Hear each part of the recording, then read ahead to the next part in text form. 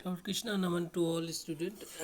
Chapter 4 Sanskrit भाषाया महत्व importance of Sanskrit language, यानी कि संस्कृत की उपयोगिता कैसे है, कैसे इस कहाँ कहाँ पे इस संस्कृत भाषा का प्रयोग हुआ है और कैसे ये इतनी महान भाषा है।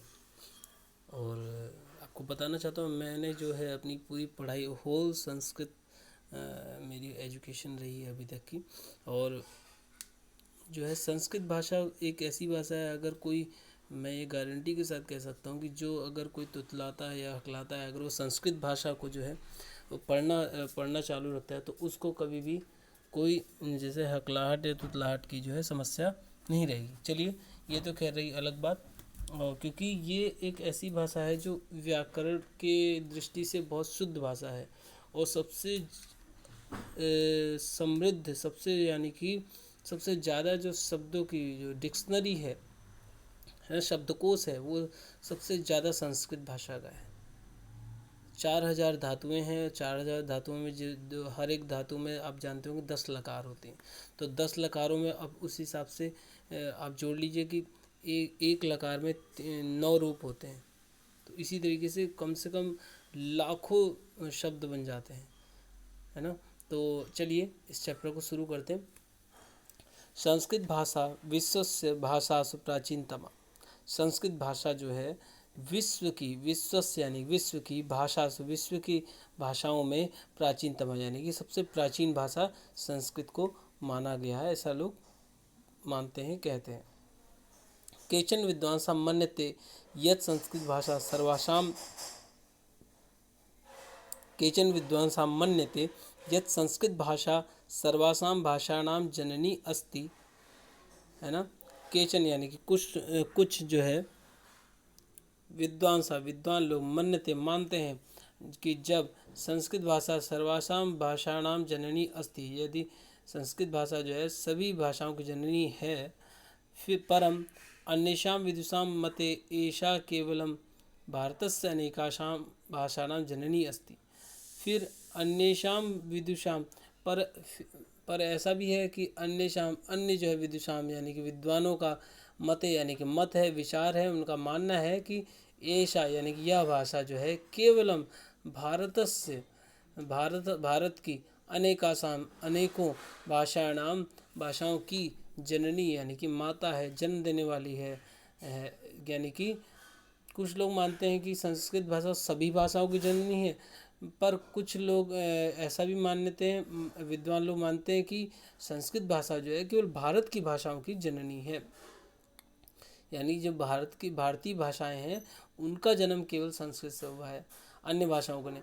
ते मन्यते यत् संस्कृत भाषा तमिल तेलुगु कन्नड़ मलयालम भाषाणाम जननी न अस्ति। ते मन्यते कौन लोग, जो मानते हैं कि संस्कृत सभी भाषाओं की जननी है।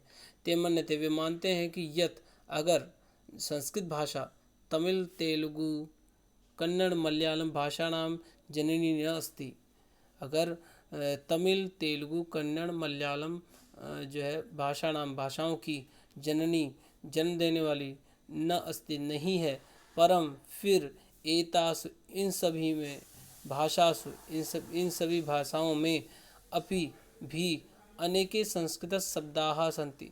उसके अगर कुछ लोग मानते हैं कि संस्कृत मलयालम जो तमिल तेलुगु कन्नड़ मलयालम इन सभी भाषाओं में जो है जो अगर नहीं है उनकी जननी, उनको उनसे यानी कि संस्कृत भाषा का इन भाषाओं में जो है कोई प्रारूप नहीं है। कहने का मतलब ये है कि तमिल तेलुगु कन्नड़ मलयालम ये जितनी भी भाषाएं हैं, अगर इनकी जननी संस्कृत नहीं है, परम फिर एतासु भाषासु इन सभी भाषाओं में अपि, है ना, अनेके संस्कृत शब्दाः सन्ति, अनेकों संस्कृत शब्द हैं। फिर ये संस्कृत शब्द आए कहाँ से जब इनकी जननी नहीं है। तो संस्कृत भाषायाम लिखिताः वेदाः, है ना, संस्कृत भाषायाम यानी कि संस्कृत भाषा में लिखिताः लिखे हुए, वेदाः वेद, उपनिषद पुराणानि पुराण, अनेके धार्मिकाः ग्रंथाः च सन्ति, अनेकों धार्मिक ग्रंथ जो है संस्कृत भाषा में ही लिखे गए हैं। क्योंकि संस्कृत भाषा जो है सबसे प्राचीन भाषा है और सबसे शुद्ध भाषा है। ठीक है। वेदाः चत्वारः सन्ति, वेद 4 हैं। वेदाः तु सर्वासां विद्यानां मूलम। और वेद तो सभी विद्याओं के जो है मूल हैं, यानी जड़ हैं, सभी विद्याओं के जो है जड़ हैं। वस्तुतः वेदाः संस्कृतस्य गौरवम। वस्तुतः वास्तव में जो है वेद जो है संस्कृत के जो है गौरव हैं। संस्कृत भाषायां रामायणं महाभारतं पंचतंत्रम जातक कथाः च सन्ति।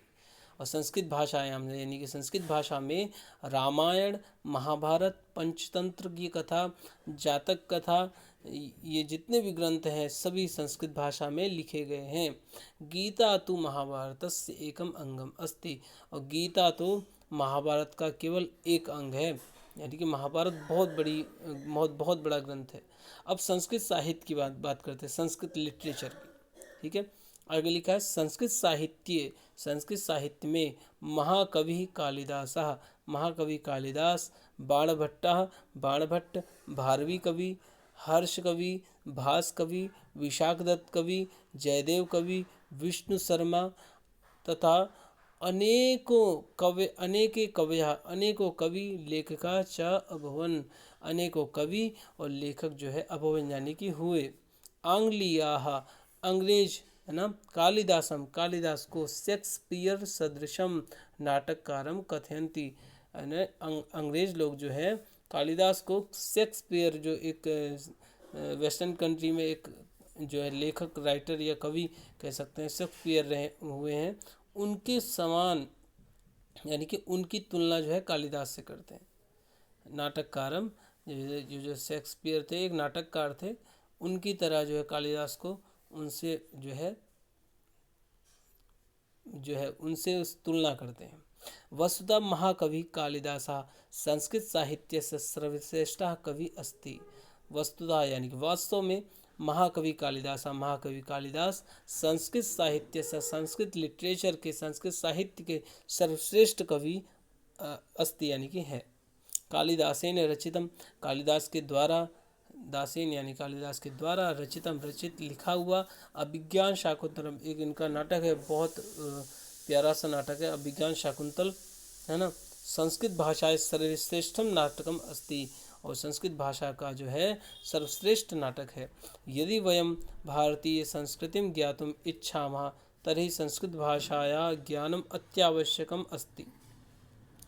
यदि अगर हम भारतीय संस्कृति को ज्ञातुम इच्छामः जानने के इच्छुक हैं, तर्हि तो फिर हमें संस्कृत भाषा का ज्ञान अत्यावश्यकम अस्ति, बहुत ज़रूरी है। यानी कि अगर हम आपको अपनी भारतीय संस्कृति को जानना है तो संस्कृत पढ़ना बहुत आवश्यक है।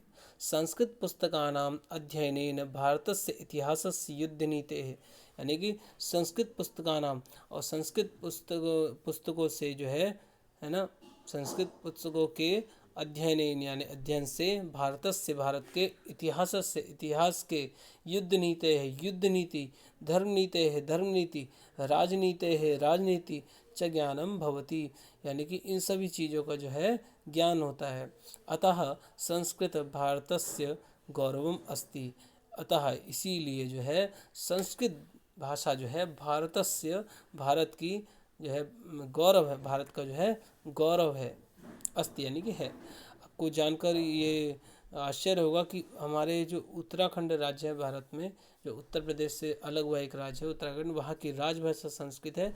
और पूरे भारत में 1500 ऐसे गांव हैं जहाँ पर जो है 1500 ऐसे परिवार हैं जहाँ पर संस्कृत बोली जाती है। ये मैं 2016 का आपको डेटा बता रहा हूँ। अब तो बहुत ज़्यादा लोग बढ़ गए होंगे। और उत्तराखंड में भी 2 गांव ऐसे हैं जहाँ केवल संस्कृत भाषा में लोग बात करते हैं। बेंगलोर में, कर्नाटक के पास एक गांव है, वहाँ पर जो है संस्कृत में लोग बात करते हैं। तो इसीलिए मैं आप लोगों से कहता हूँ संस्कृत को केवल चैप्टर के तौर पर मत लीजिए। ये संस्कृत भाषा हमारी पहचान है, हमारी एक संपदा है, हमारी एक जो है ना प्रॉपर्टी है। इसको जीवित रखना, इसको संभाल के रखना हम लोगों के हाथ में है। आप देखिए चाइनीज़ लोग जो होते हैं वो मैंडरिन लैंग्वेज को बोलते हैं, वो अपनी भाषा के बल पर ही आगे हैं, ठीक है।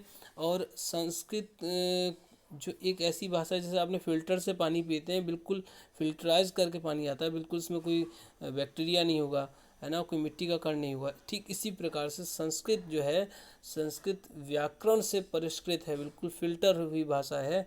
और इसको हम जैसा सुनते हैं वैसा बोलते हैं, जैसा बोलते हैं वैसा लिखते हैं। और यही एक अच्छी भाषा का जो है, अच्छी भाषा की पहचान होती है। आई होप ये आपको चैप्टर जरूर समझ में आया होगा। और संस्कृत भाषा के लिए हमको थोड़ा सा ये योगदान हम कैसे दे सकते हैं, तो उनको इसको पढ़कर, इसके संस्कृत साहित्य को जो लोगों में बांट कर, है ना। तो आई होप ये आपको चैप्टर जरूर समझ में आया होगा।